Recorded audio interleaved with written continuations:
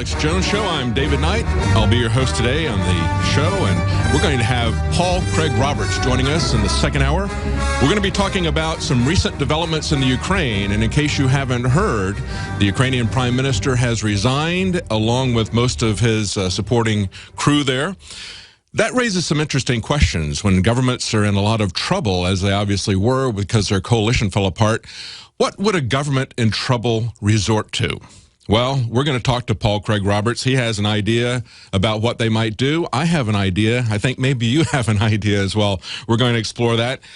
Of course, there's ongoing information about the escalating border crisis. Of course, Obama is not content with just incentivizing people to recklessly endanger their children and bring them here or send them here.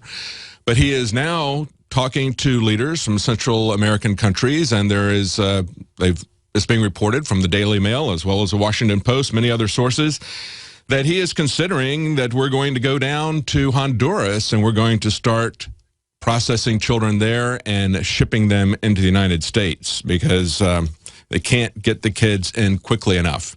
And of course, there's some other information about parenting and how the government views parents and how they would like to replace parents. You know, we have a brave new world coming up. We have a government that is funding research to essentially put robots with children because, you know, they need their own personal trainers. They need these robots deployed. That's their terminology from a Yale study that they're going to put in there. Of course, they're saying they're not going to replace humans. No, they're not, right? That's not the goal. That's always been the goal of governments, to replace parents.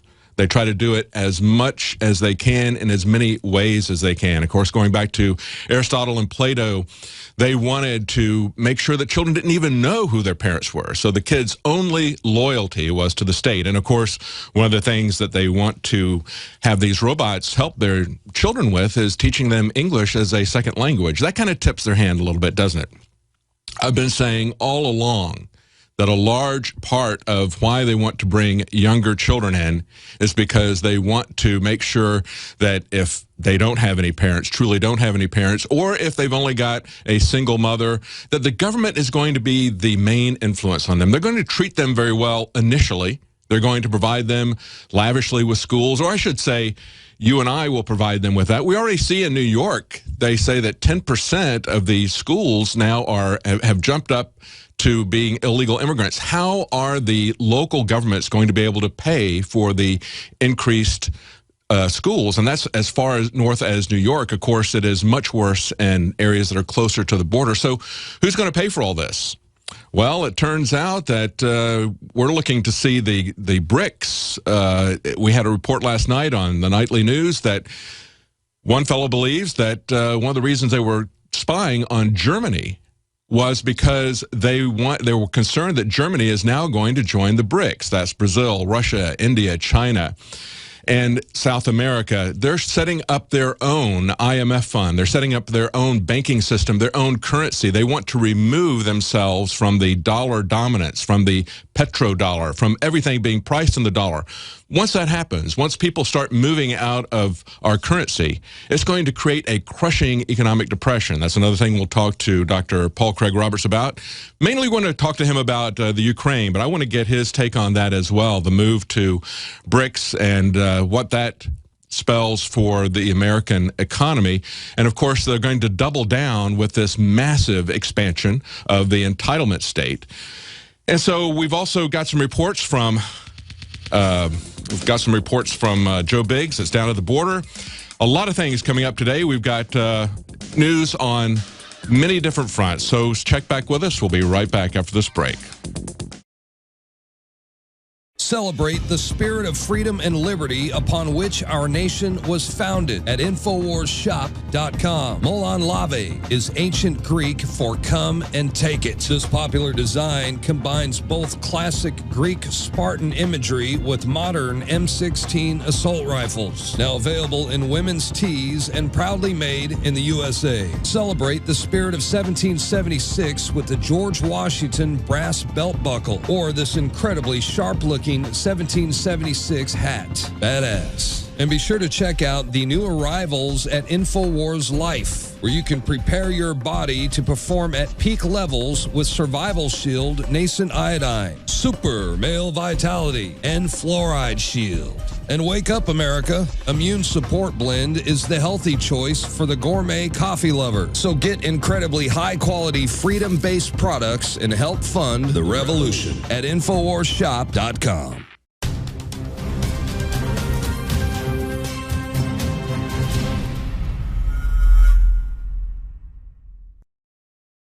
Got Paul Craig Roberts going to be joining us in the second hour.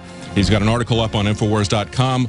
Washington is escalating the orchestrated Ukrainian crisis to a war. Of course, they keep talking about Russian aggression, just keep repeating that phrase over and over again until everybody wants to go to war. And of course, the CNN poll that was released earlier this week shows that already CNN, the mainstream media, and the Washington drumbeat has gotten 10% of the people saying they're ready to go to war with Russia. Over what? Over the accidental shooting of a airliner going down? Of course, that's happened before. Ukraine actually shot down a Russian jetliner back in 2001. You may not have noticed that because it happened right after everything that happened on September 11th. It was just in October, the following month, that they accidentally shot down a Russian passenger commercial airliner, and it took them a long time to admit that they had actually done it. But of course, that's happened in the past. We've done it in the past. The U.S. Navy accidentally shot down an Iranian passenger airliner. So that sort of thing can happen. It can also be a false flag. And today we learn that the Ukrainian prime minister, as well as most of his cabinet, has resigned. Their coalition fell apart. They were in trouble economically, politically, militarily in that very area. If they're in trouble militarily, if they're losing in that area, if they're having their planes shot down and they're getting reversed in that area, what would a government that is falling apart resort to? Well, of course, we know the answer to that, and we're going to be talking to Paul Craig Roberts later in the show. And we got a couple of articles that are up on the Drudge Report today, one of them from Adon Salazar. Illegal alien gang members have been arrested for the murder of a homeless man, and this was MS-13 gang members. This was a man, Amos Milburn, in Maryland, a 56-year-old homeless man. He was hanging out with friends near a liquor store when he confronted a girl. They got into an argument. The young woman got angry and left, and then came back with several of her friends, who now it turns out were MS-13 gang members. Now, this female that he got into the argument with was actually 17 years old. So according to NPR and according to the narrative that the administration is putting out there, she was actually an unaccompanied child, even though these people are part of MS-13. And of course, we reported last week that there was a group of baby Zetas that were picked up that were in Central America still. This was on a Spanish language feed. The head of this gang of 10 baby Zetas was 16 years old. His girlfriend ran it with him. She was 13 years old. So these 10 baby Zetas, people like these MS-13 gang members who just beat this homeless man to death, these are the unaccompanied minors. And of course, they're the kind of minors who could make that trip across Central America unaccompanied. I don't think there's very many children in diapers who are capable of doing that. Not any real children as you and I would think of them, elementary school aged children that are making that journey unaccompanied. There's something else going on with this narrative, but of course we keep hearing over and over again that it is strictly children, that's the only thing that we need to be concerned about is helping these children. Just yesterday, Hillary Clinton was on a program called On Point, and she said, you've got to remember that these kids that are coming across fall into just two types. You know, there's two types of people. There's the people who break everybody into two types of people and those who don't. Well, her two types of people were either migrants who are coming here to be reunited with their family. Of course, their family isn't citizens, then they're still illegal aliens. But then the other thing she said was they're refugees from violence. What she did not talk about was people who are actually coming here and bringing violence in, who are bringing in these young gang members. We've talked about that over and over again. Of course, the media tries to avoid that as much as possible. And as Adon pointed out in this article, you had to watch the video to even know that these people that beat this homeless man to death, you had to watch the video to know that they were illegal immigrants. They put it nowhere in the article. They basically hit it, just mentioned it very quickly that they were illegal immigrants. Now, when I mentioned about that group of 10 baby Zetas, where the leader was 16 years old and his girlfriend who co-led with him was 13 years old, what they were doing was kidnapping people. They would then videotape them being tortured. And in the cases, even after the people paid the ransom, they videotaped themselves torturing, mutilating, and killing these people and not turning them over to the people who had paid the ransom. These are the kinds of hardened criminals that are being imported into this country. And of course, now Obama is meeting with Central and South American presidents. They're looking at having the American government go down to Honduras and essentially vet children there, essentially import them into this country so they don't have to make this dangerous journey. This is always you see the government doubling down, certainly under Obama. Rather than correcting the problem, he's going to go down there. They've built this narrative saying this is simply children who need to get out of violence. This is the narrative that they've been repeating over and over and over again. And when we have people like Glenn Beck go to the border and hand out teddy bears, he's reinforcing that narrative, that it is simply children and we just need to open our hearts and open our hands to them. If you want to help them, fine. Do it privately. Don't blow your horn and trumpet your good works in front of everybody. Because when you do that, all you're doing is feeding this phony narrative that it's only children who are coming in. Now, of course, Obama is incentivizing it. He's creating anchor babies. Anchor babies have already been here. He's created anchor teens, essentially, but he's creating actually anchor fetuses. We were told and reported just last week that Border Patrol agents have been told that they are not to turn away any women who say that they are pregnant. If they merely assert that they're pregnant, they get a free pass into the country. And, of course, they have no way to determine if they're pregnant or not. Now, to contrast that to an amazing difference in the way that Americans are treated, take a look at this journalist who went on a family vacation to Canada. This is a journalist from Reason Magazine. His name is Roger Van Bakel of Reason.com. He went up into Canada after a vacation in Maine, and as they were looking at his passports, they asked him if he had a letter of permission for his children, who also had passports, to travel with him.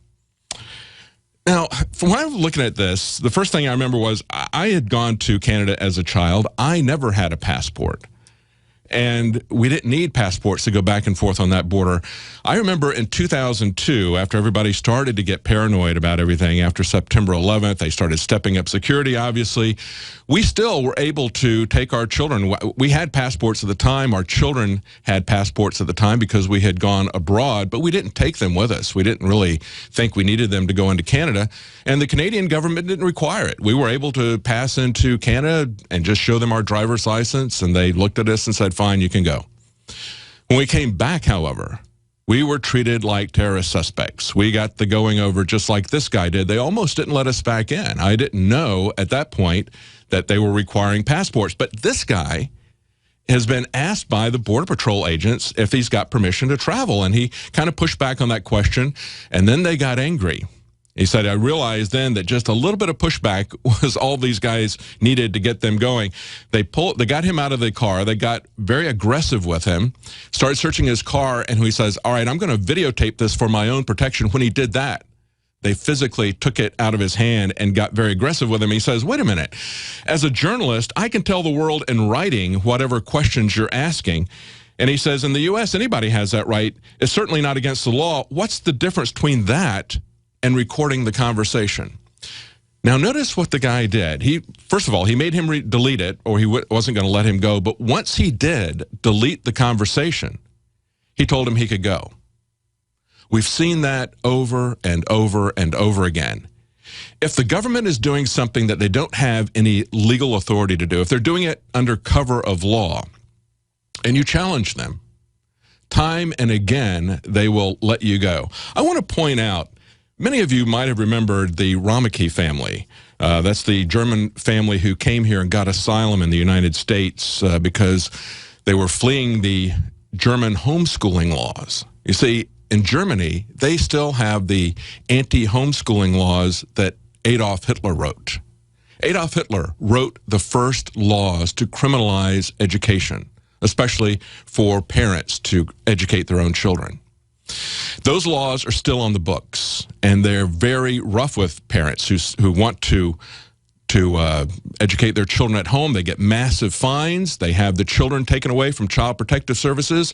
There was another German family who did not leave Germany. They had their children taken away with Child Protection Services because they wanted to homeschool. They relented, put the children in government school, and the government still would not return custody of their children to the family. So this family immigrated to the United States. They sought asylum. They were granted asylum by an immigration judge, and everything seemed to be okay. They said they were fleeing religious persecution. They were homeschooling for religious reasons. And then Eric Holder got involved, and Eric Holder tried to overturn that immigration judge's asylum order. They took it all the way to the Supreme Court. They decided they were going to fight, and Homeschool Legal Defense Association represented them, as they do most homeschoolers. If you homeschool, you really need to be a member of this organization. They took it all the way to the Supreme Court. The Supreme Court said they weren't going to hear it, and the next day, Homeland Security said, that's okay, we're going to give you permission to stay here. Not any other German family is going to be allowed to stay here, but just you. And they set up some very troubling precedents in that. Eric Holder said he didn't think denying people's right to homeschool their kids on religious grounds, he didn't think that was a denial of religious freedoms. Of course, they don't respect any of the First Amendment, either freedom of religion or freedom of speech. And you know what? You can't have either of those if you don't have freedom of education. Now you can watch the InfoWars Nightly News streaming live as it happens for free. Check it out at Infowars.com/show.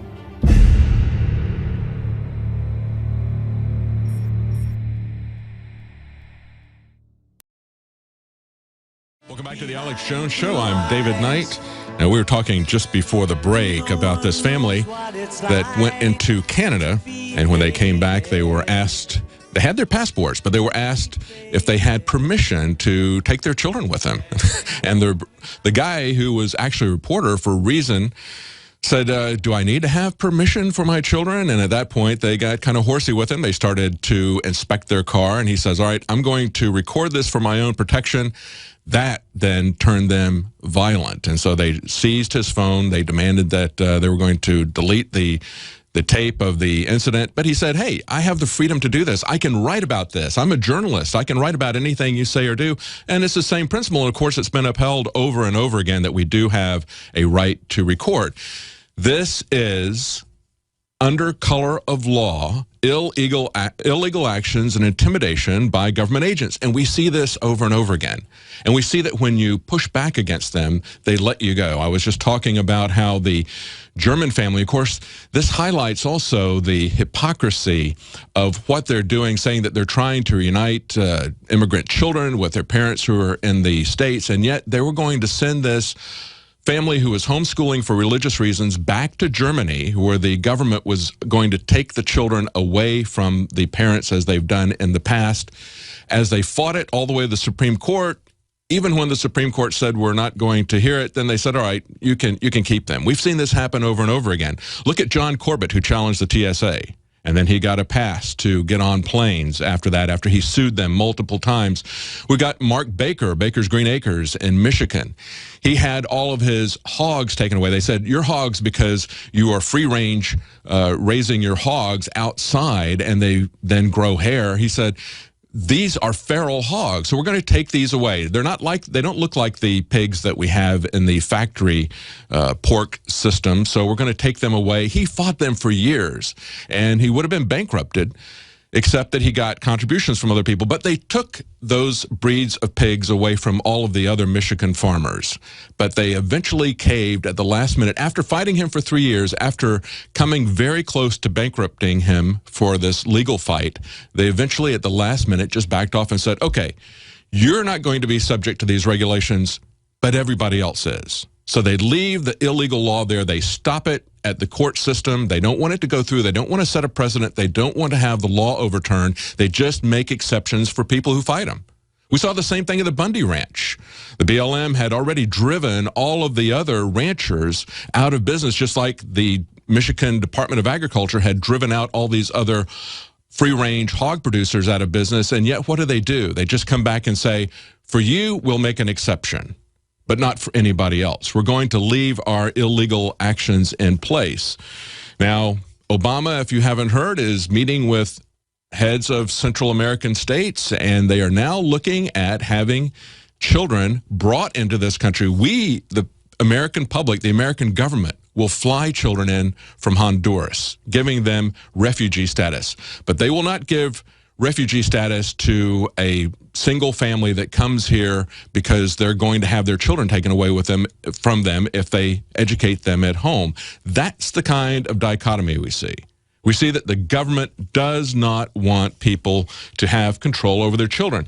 To that end, they have come up with an idea. They're actually given $10 million to Yale University to fund personal robot trainers for children. And listen to the way they talk about this. They talk about deploying these robots into homes. That's actually their phrase. I was up on the Drudge Report. He highlighted that they're going to deploy these robots into homes, and they're going to teach them English as a second language. See, that's a large part of why they want to import these young children. They want to get them, and they want to control them. The government wants to get rid of parents, wants to move them out of the way so that they can raise the children themselves. They can't do that enough by extending the school year, by extending the school hours. So now they want to put robots into the homes. Listen to what the computer science professor at Yale University, principal investigator for the study, said. He said, just like a good personal trainer, we want the robots to be able to guide the children toward a behavior that we desire. Who would that we be? Is that the parents, or is that going to be the government setting those priorities? He says, the need for this technology is driven by critical societal problems that require sustained, personalized support to supplement the efforts of educators, parents, and clinicians. See, they kind of put the parents in there in the middle, in between the educators and the psychologists. Melissa Harris Perry said, you got to get over this idea that you own your own children. No, you don't. So what role do they see for parents? I don't know, because they're saying that they want these robots to help them learn better eating habits, social cognitive skills. So what is it that parents are supposed to do? I don't know. Maybe they tuck them in at night. It's not really clear. But what is clear is they want to build a healthy relationship, he says, of trust and respect between the child and the robot.